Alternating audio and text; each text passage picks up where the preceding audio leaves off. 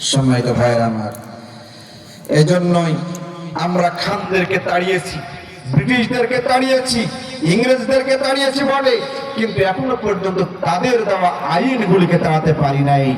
তাদের দেওয়া আইনগুলিকে তাড়িয়ে যদি আমরা আমার রবের দেওয়া এই আইন, মহাগ্রন্থ আল কোরআন আল কারীমের সংবিধান যদি আমার দেশের পার্লামেন্টে যদি চালু করতে পারি, বাংলাদেশ সত্যিকারের সোনার বাংলায় রূপান্তরিত হবে। কথা বলেন ঠিক কিনা? হবে। সেই স্বপ্নের সোনার বাংলা বিনির্মাণের জন্য আগামীতে ডাক আসবে। আল কোরআনের সংবিধান প্রতিষ্ঠার জন্য জীবনের সর্বোচ্চ ত্যাগ দিতে রাজি আছি যারা, আল্লাহকে দুটি হাত তুলে দেখা। আল্লাহু আকবার। ঘরে ঘরে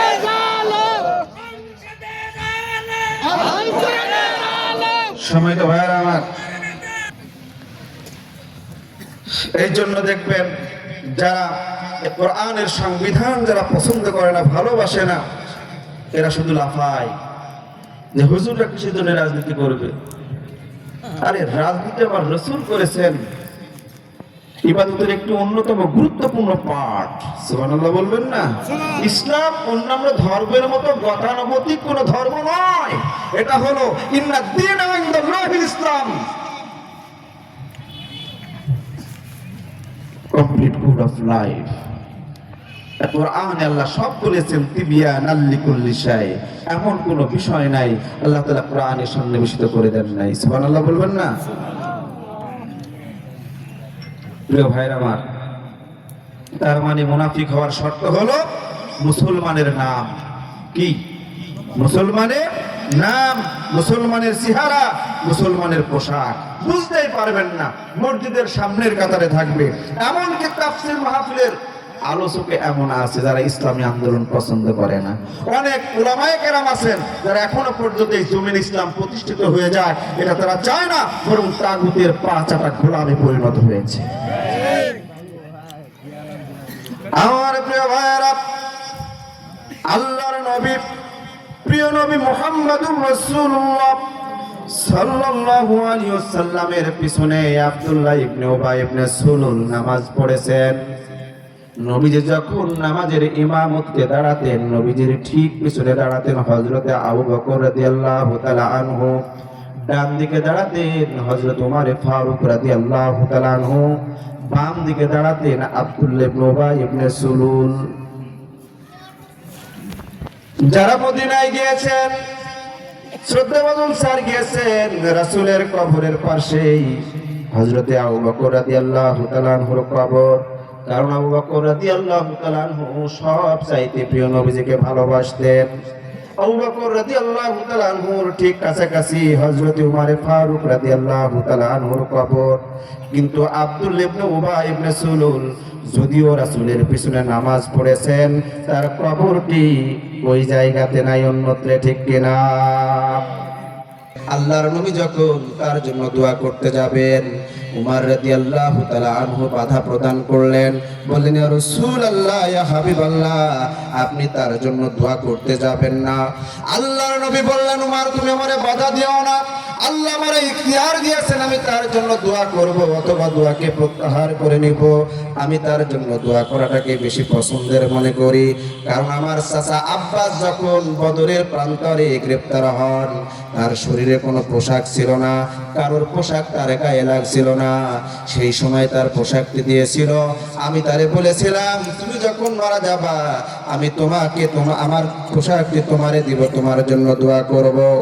আল্লাহর নবী, প্রিয় নবী মুহাম্মদুর রাসূলুল্লাহ সাল্লাল্লাহু আলাইহি ওয়াসাল্লাম যখন এই সিদ্ধান্তটি জানালেন, উমর ফারুক রাদিয়াল্লাহু তাআলা আনহু আবারও বাধা প্রদান করলেন, বলেন ইয়া রাসূলুল্লাহ, আপনার কিন্তু যাওয়া উচিত হবে না, ঠিক হবে না। বাধা দিচ্ছেন কে? উমর। তিনি বলেছেন হয় নাই এমনটি পাওয়া যায় না। যার দাবির প্রেক্ষিতে আল্লাহ তাআলা এক নয়, দুই নয়, 20টি আয়াত কারিমা নাযিল করেছেন। সুবহানাল্লাহ। সুবহানাল্লাহ। পর্দার আয়াত উমর রাদিয়াল্লাহু তাআলার দাবির প্রেক্ষিতে আল্লাহ তাআলা নাযিল করেছেন। সেই উমর রাদিয়াল্লাহু তাআলা বাধা প্রদান করছেন। উমর বলেন ইয়া রাসূলুল্লাহ, আপনার কি মনে নাই ওই মুনাফিকরা আপনারে কত কষ্ট দিয়েছে? আপনার শান্তি মতো থাকতে দেয় নাই, আপনার স্ত্রীর বিরুদ্ধে মিথ্যা তহমত লাগিয়েছে। আপনার কি শরম নাই? যুদ্ধের ময়দান থেকে 300 জন নেতা কর্মী নিয়ে এসে ভেগে গিয়েছিল। ইয়া রাসূলুল্লাহ, ইয়া হাবিবাল্লাহ, আপনার কি মনে নাই আউস এবং খাজরাজ গোত্রের মধ্যে ওই মুনাফিকটা বছরের পর বছর যুদ্ধ বিগ্রহ লাগিয়ে রেখেছিল। মুসলমানদের আপনাকে আমাদেরকে সুস্থ মতো থাকতে দেয় নাই।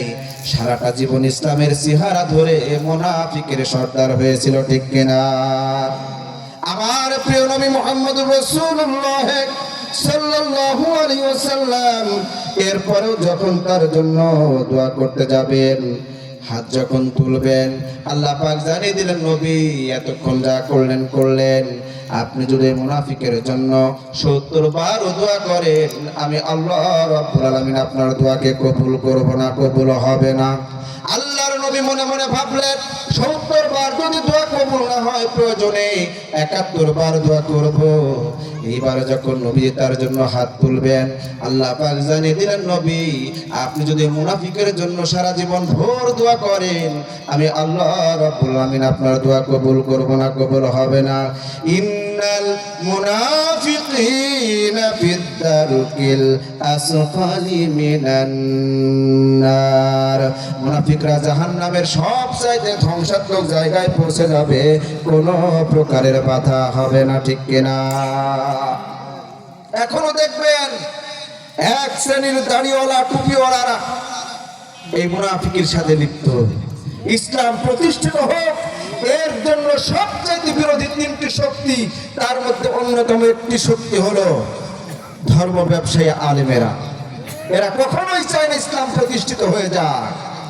যখন এরা মনে করে মিষ্টি খেয়ে খেয়ে সুন্নাত আদায় করব, আর কোনো প্রকারের ঝুট ঝামেলার ভিতরে না গিয়েই আমরা আল্লাহর নৈকট্য লাভ করে জান্নাতের ভিতরে গিয়ে ফল খাবো, অথচ আল্লাহ রাসূলকে আল্লাহ পাঠালেন লিইয়ুযহিরাহু আলা দীনি কুল্লিহি, तमाम পৃথিবীর সকল মতবাদের উপরে ইসলামকে বিজয়ের জন্য আল্লাহ তাআলা প্রেরণ করেছেন। কথা বলেন ঠিক কিনা?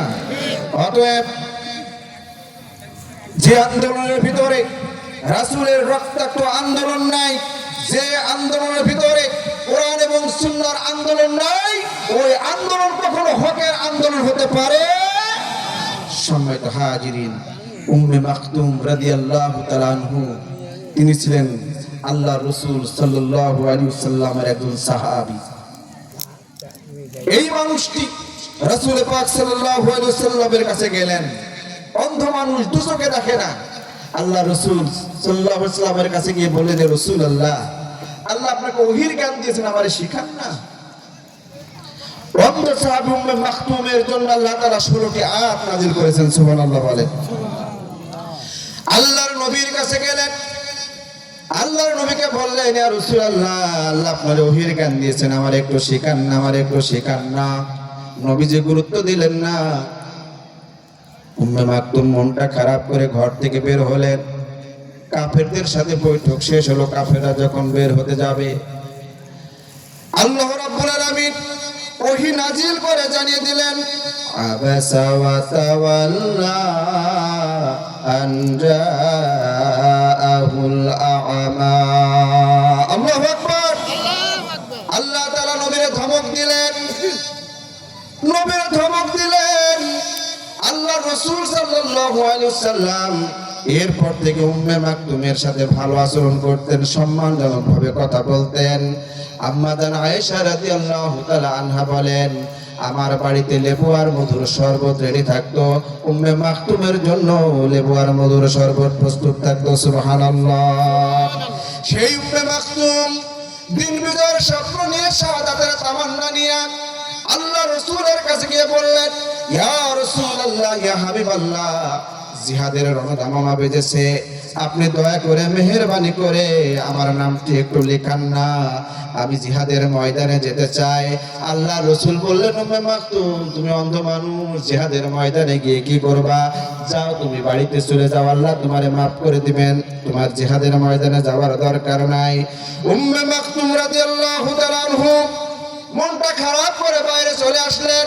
আল্লাহর কাছে দুটো হাত তুলে বললেন, আল্লাহ, তুমি আমার অন্ধ বানিয়েছো আল্লাহ, আমার তো কোনো দোষ নাই, তুমি আমারই অন্ধ বানিয়েছো আল্লাহ, তুমি আমারই অন্ধ বানিয়েছো। আমি অক্ষম বলে জিহাদের ময়দানে যেতে পারলাম না আল্লাহ।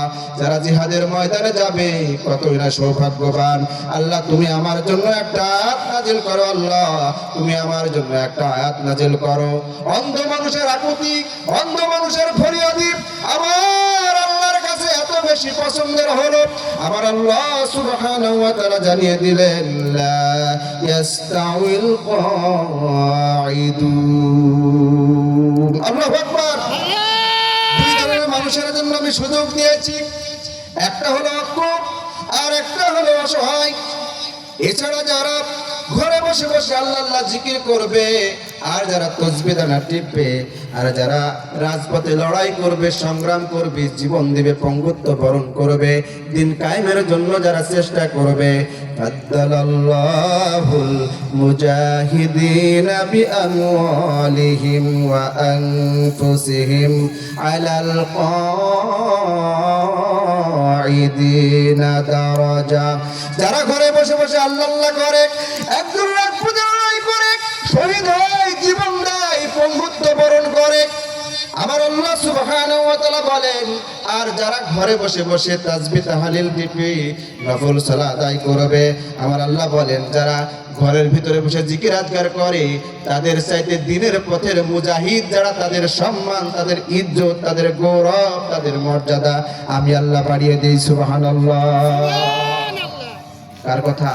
আল্লাহর কথা। উম্মে মাখতুমের ফরিয়াদের কারণে, দরখাস্তর কারণে আল্লাহ তাআলা বললেন যারা অক্ষম অসহায় জিহাদের ময়দানে না গেলেও তারা সমান সওয়াব পেয়ে যাবে। সুবহানাল্লাহ।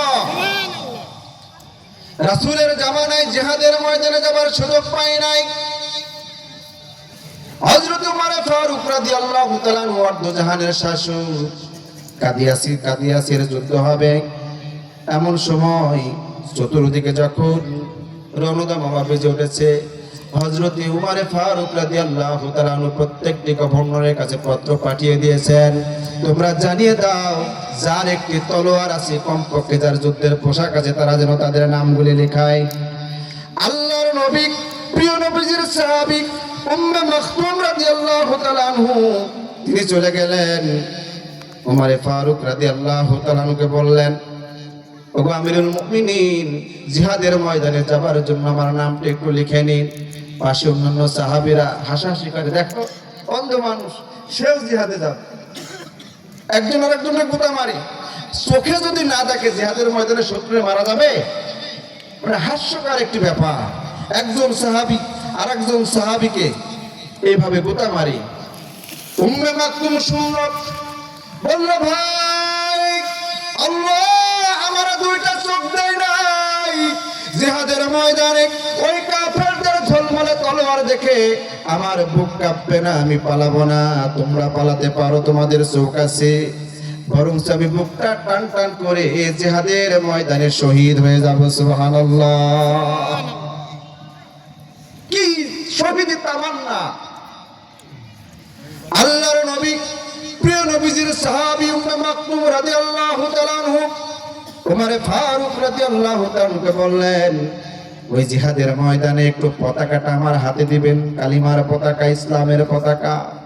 বলে, তুমি জানো এই পতাকা নিলে কি অবস্থা হবে? তুমি অন্ধ মানুষ। বলে, কিচ্ছু হবে না ইনশাআল্লাহ, আপনি দিয়ে দেন আমার হাতে। যুদ্ধ শুরু হয়ে গেল।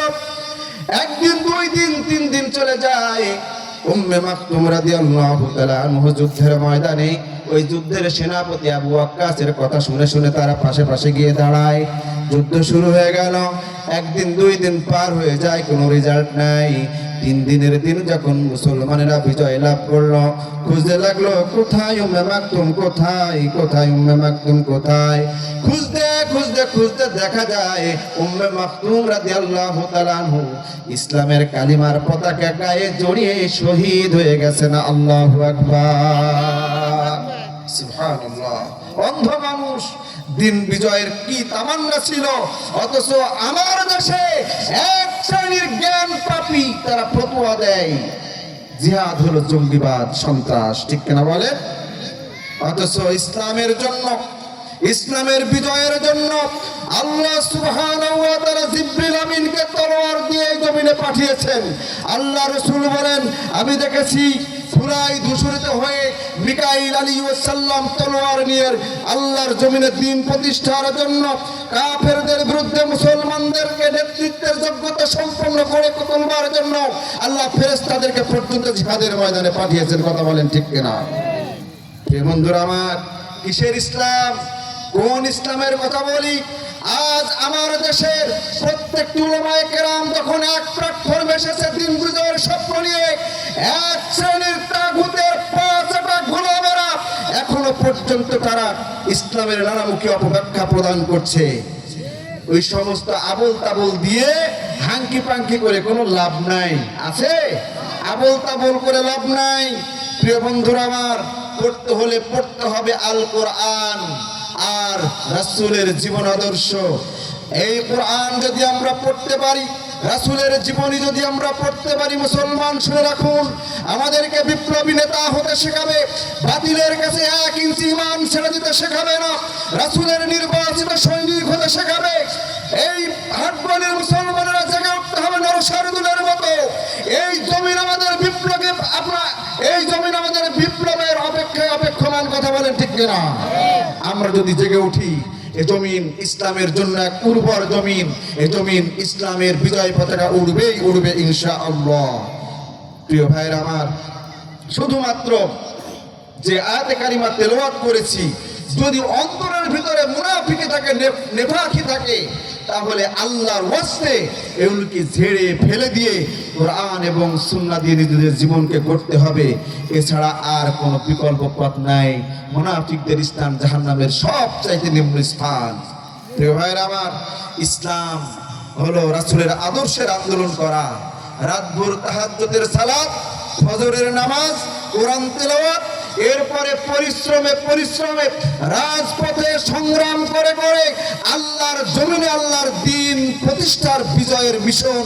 এটাই হলো ইসলাম। কষ্ট পাচ্ছেন আপনারা? আজ গোটা পৃথিবীতে মুসলমানেরা নানান দলে বিভক্ত হয়ে গিয়েছে। আল্লাহ তাআলা আমাদেরকে সুযোগ দিয়েছেন এই জমিনে ইসলামের উন্মুক্ত কথা বলার। একটা সময় ছিল কোরআন থেকে কথা বলা অত্যন্ত দুঃসাধ্য ব্যাপার ছিল। প্রিয় বন্ধুরা আমার, আজ যারা জিহাদকে সন্ত্রাস আর জঙ্গিবাদের সাথে সম্পৃক্ত করতে চায়, জিহাদ হলো আল্লাহর অন্যতম একটি ফরজ ইবাদত। রাসূল বলেছেন, জিহাদ চলবে কিয়ামত পর্যন্ত আল্লাহর দ্বীনের পতাকাকে সমুন্নত রাখার জন্য।